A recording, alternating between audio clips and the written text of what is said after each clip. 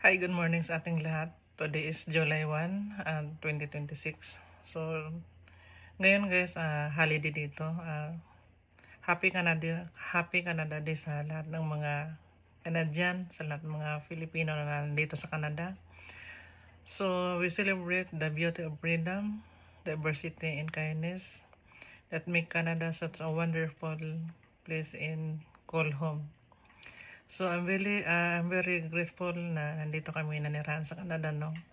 Itong country na to sobrang uh, napakaganda sa lahat ng bansa. So lahat ng opportunity, talagang lahat ng mga tao na nanirahan dito sa Canada, iba-ibang klaseng tao. So I'm very thankful talaga na this is the will of God na dito kami manirahan isang pamilya. So, happy Canada Day sa lahat ng mga kababayan natin.